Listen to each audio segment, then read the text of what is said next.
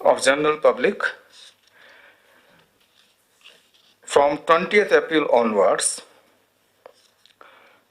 certain activities will be opened up, and I'll just quickly run through the list. Why I'm dwelling at length on these guidelines, the reason is that through media, everybody should understand the rationale behind these guidelines and also understand very, very clearly what is permitted, what is allowed, and what is not allowed. All health services will remain open, which includes hospitals, nursing homes, chemist shops, medical shops, laboratories, and veterinary hospitals also. And production of pharmaceuticals,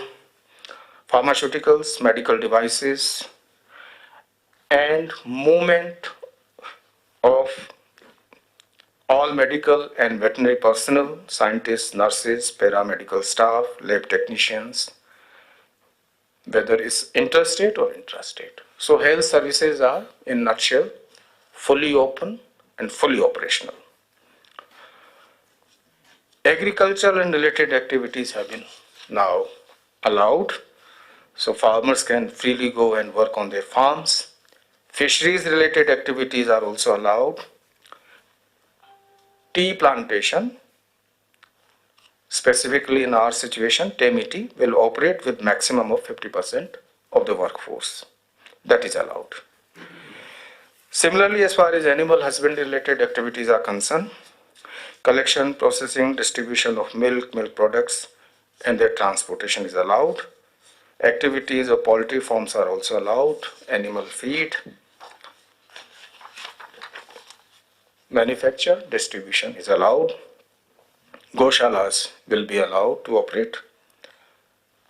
As far as financial sector is concerned, banks and ATMs and the related activities will be allowed. Insurance company offices will function normally.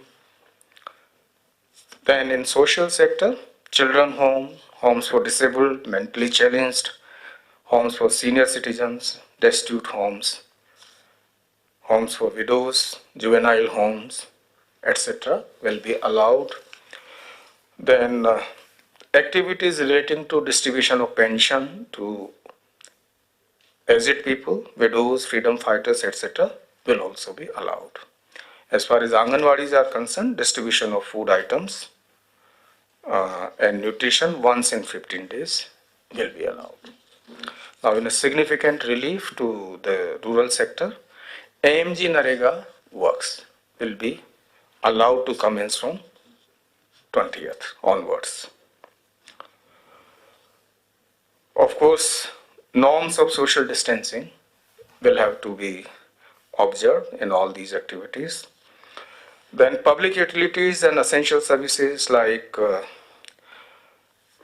transportation, distribution, storage, and retailing of petrol and petroleum products, CNG, LPG, PNG, etc. is allowed. Power generation and distribution, operation of post offices, utilities, municipal utilities like water, sanitation, waste management allowed, telecommunication and internet. These facilities are also allowed. And travel relating to these activities. So movement of, for example, telecom personnel is also allowed by extension of the definition. Now, goods traffic will be allowed to ply with one driver and one helper. So only two persons will be allowed. Empty trucks will not be stopped because they might be returning after delivering the goods or to pick up the goods. And of course, the specific guidelines as far as interstate movement of trucks is concerned, Transport Department and district collectors will issue additional guidelines. But in general, movement of goods is allowed. But then we'll have to see in our situation and circumstances what are the additional precautions that we need to take. It's important to understand that we are still in a lockdown situation. Period of lockdown has been increased to 3rd of May 2020. It's just that few relaxations have been made because maybe these relaxations were necessary taking into account the current situation. But by and large, we have to understand that the lockdown period is still not over and we can't really relent. We have seen this situation in Sikkim also. We are very lucky with the cooperation of everybody.